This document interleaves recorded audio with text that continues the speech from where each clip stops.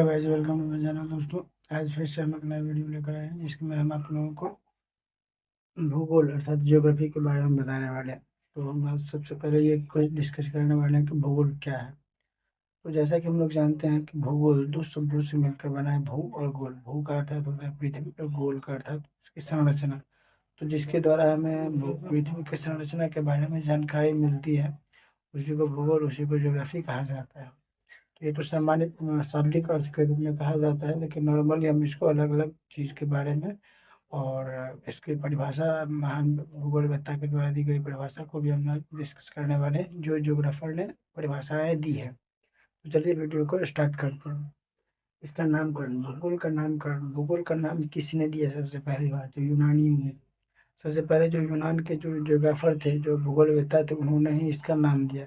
और जैसा कि हम लोग हिस्ट्री में पढ़े हुए थे, देखे हुए थे कि जो इससे पहले के वीडियो में, जिसमें कि हमारे जो भारत का नक्शा है वो भी सबसे पहले ग्रीक वालों ने ही बनाया था।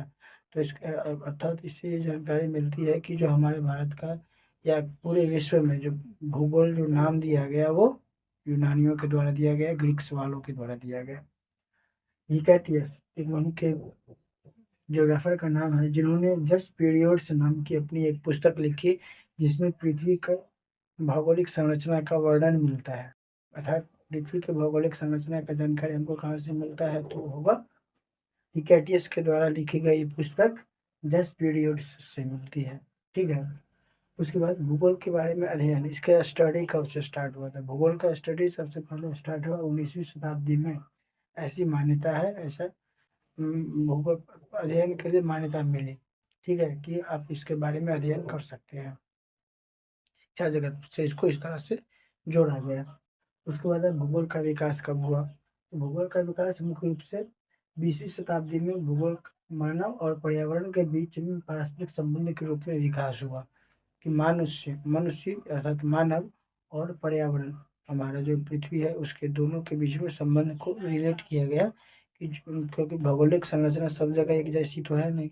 तो जहाँ पर जैसी संरचना है उसके आधार पर वहाँ के लोगों को, वहाँ के लोगों में व्यवहार, वहाँ की संस्कृति है, इसके बारे में अध्ययन करने के बाद, इसका 19वीं शताब्दी में इसके बारे में अध्ययन करने के बाद उसके ऊपर विकास हुआ, इसका धीरे धीरे जानकारी मिली, अध्ययन हुआ। उसके बाद है कि इसको मुख्य रूप से दो भागों में बांटा गया, इस विकास को। पहला था संभववाद, दूसरा हुआ निश्चयवाद। अब ये विकास दो में विकसित हुए, बांटे गए। संभववाद, संभववाद में ये अर्थात होता था, इसका मीनिंग ये होता था कि परिवर्तन करने में समर्थ है। अर्थात कोई भी मनुष्य जो है वो कुछ भी परिवर्तन कर सकता है। जो हमें प्रकृति के तत्व संसाधन है, उसको हम परिवर्तित करके अपने उपयोग के अनुसार बदल सकते हैं। लेकिन जो निश्चयवाद है, उसमें परिवर्तन करने पर मनुष्य का कोई भी नियंत्रण नहीं होता था, बल्कि ये प्रकृति पर आधारित होते थे, पर्यावरण पर आधारित होते थे। पर्यावरण जैसे बाढ़ का आना, ये पर्यावरण पर निर्धारित है। आंधी आना, तूफान आना, भूकंप आना, ये सब जो है वो पर्यावरण पर आधारित है, ये कोई मनुष्य के द्वारा नियंत्रित नहीं है। भौगोलिक समाचार का विकास जो हुआ उनको दो भागों में इस तरह से बांटा गया। उसके बाद धीरे धीरे की भूगोल को परिभाषित बहुत सारे ज्योग्राफर ने किए हैं उनके अनुसार। लेकिन यहाँ जो मुख्य मुख्य जो परिभाषा है हमको यहाँ पर डिनोट करने की कोशिश करेंगे। सबसे पहला है कैलेडियस टॉलमी के द्वारा दिया गया, जो कि कैलेडियस टॉलमी ने कहा कि भूगोल पृथ्वी की झलक को स्वर्ग में देखने वाला आभामय विज्ञान है। अर्थात ये जो पूरा पृथ्वी है इसको स्वर्ग में हम देख रहे हैं, इसके बारे में जो अध्ययन किया जाता है आभामय, अर्थात हम अम, सोचते हैं मन में, मानसिक आधार पर सोच कल्पना करते हैं, तो ये जो कल्पना करने का जो विज्ञान है वही हमारा भूगोल है।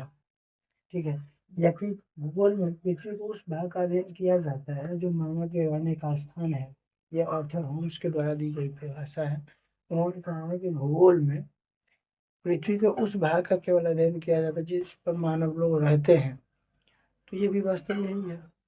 लेकिन हम कुछ ऐसे भी भाग का अध्ययन करते हैं, जैसे कि समुद्र का हो गया, कि समुद्र के अंदर क्या है, समुद्र के अंदर क्या क्या चीज़ें मिलती है, कैसा कंडीशन है, कौन से जानवर रहते हैं महासागर के अंदर, पृथ्वी के अंदर, पृथ्वी की संरचना, बनावट। तो ये भी उसी के अंतर्गत आते हैं, भूगोल के अंतर्गत ही आते हैं। तो आशा करते हैं कि आप लोग समझ गए होंगे, और हम इसका अगला पार्ट 2 लेकर आने वाले हैं बहुत ही जल्द। तो तब तक के लिए आप लोग वीडियो को इसी तरह अपना प्यार देते रहिए, और मिलते हैं नए वीडियो में नए शब्दों के साथ, नई बातों को, नए लेसन के साथ। तब तक के लिए जय हिंद, जय भारत, और इसी तरह सपोर्ट चैनल को सब्सक्राइब करते रहिए। जय हिंद, जय भारत, नमस्कार।